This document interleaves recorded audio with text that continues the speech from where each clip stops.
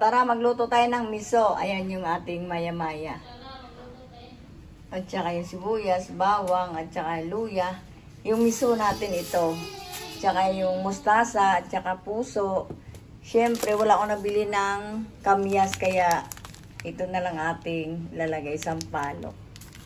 Pag kulang ba lalagyan natin ng gabi, siyempre hindi mawala yung patis ni Mapa Cooking. Ayan, Lawrence Patis. Ayan, may pang paalat ako, Lawrence Patis. Lagyan na natin ng konting asin. Kasi piprito na natin to. Tapos, tanggalin na natin yung ating sibuyas. Tsaka bawang. Slicein natin yan. Ito lang, unahin natin prito. Si Mapa Cooking piniprito ko yung isda bago yung miso. O, ayan. Sabayan natin mamaya yan yan pagkakulang pa yan. Lalagyan pa natin ulit ng maya-maya. O mag-i-slice na si Mapa Cooking. Magpiprito pala ako. Naglagay tayo ng oil. Yung itong natin kawali na ito, medyo mainit na ito yung ating kawali. Malakas yung apoy.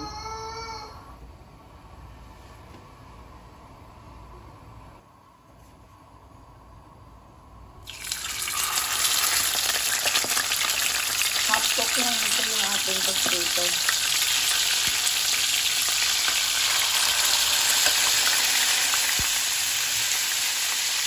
Sariwa ko yung ating maya-maya. Ayan ko, maya-maya yan. Kasi maliit pa lang siya Nabalikan natin Nabalik pa rin na natin. Sobrahan naman sa hotcook yata yung ating ang ganda ng isda natin, diba? Pag mainit talaga yung makita natin. Masarap siya. Balik pa rin. May konti tanggalin na natin ito. Balikan natin ulit. Maglalagay na tayo ng oil. Nagpipisa tayo ng miso.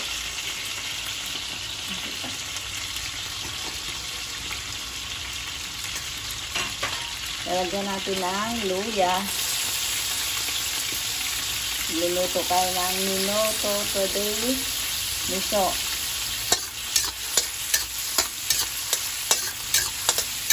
Minuto Mapa Cooking ngayon, sinigang sa miso. Ayan. Ano ba lang? Tagalan natin ng konting mga oil.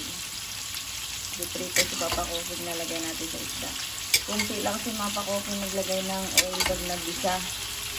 Naparami yata. Ayan. Binawasan natin.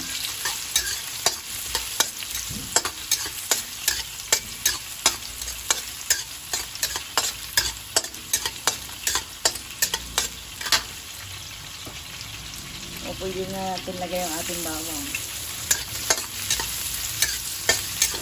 Kunti lang talaga yung bawang nilagay ni Mapa Cooking.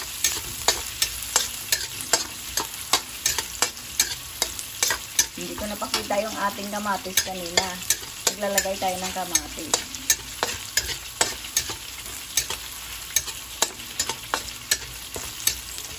Nalagay na natin yung ating sibuyas.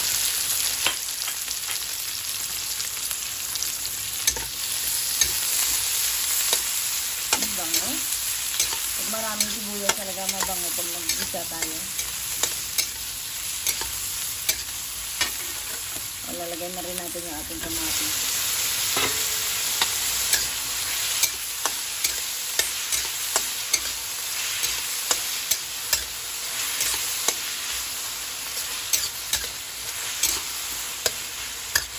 Balikan natin pag nalusak na yun, saka lalagay natin yung ating miso.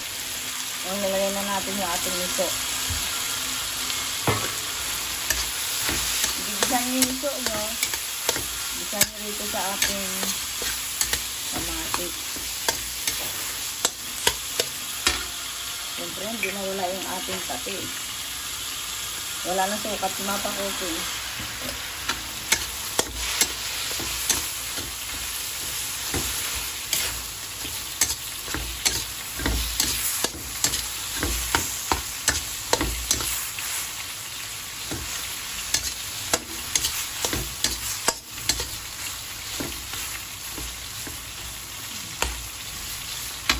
nalagay ng water.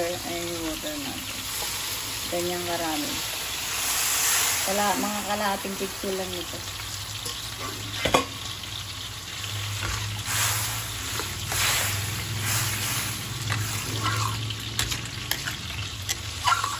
Balikan natin.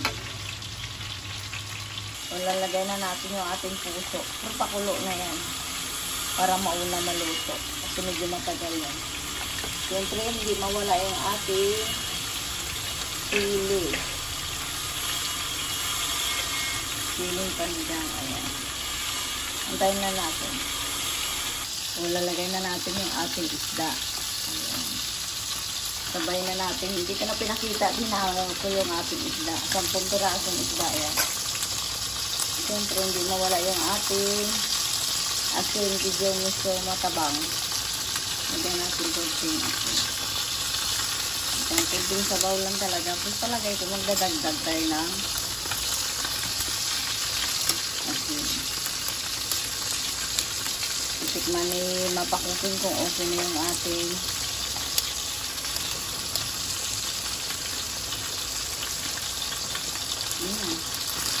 matabang pa rin. Dadagdagan natin siguro ng water. Okay na yung ating lalagay na natin yung ating mustasa. Maraming mustasa to. Alam mo natin napakusin may hilig sa gulay. So ayan yung ating mustasa. Sinigang sa miso. Ayan yung ating ulam. Minoni mapakusin yung sinigang sa miso. Okay na yung ating sinigang sa miso. Tignan nga naman pa ko. Kung maglalagay ako ng kunting asin pa, parang kulang pa sa asin. Ilagay natin sa gilid yung gulay natin para maluto. Okay na yung ating lagay natin yung sampalok. Okay na rin yung ating sampalok na yan. Ganyan na konti. Sinigang sa sampalok. Wala ko nabili na sampalok mahal. Kaya powder na lang tayo. Ang sarap sana ito kung kamyas ginamit ni mapakusin. Palagi pa naman ako kamyas. Palagi pa nagsinigang.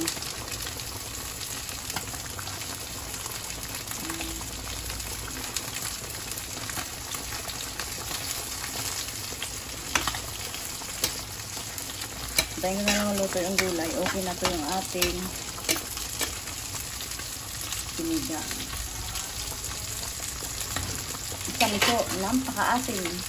Okay lang. Tayo na lang maluto yung gulay. Okay na yung ating sinigang sa miso. Thank you sa nagsusubscribe kay Mapa Cooking. Thank you for watching.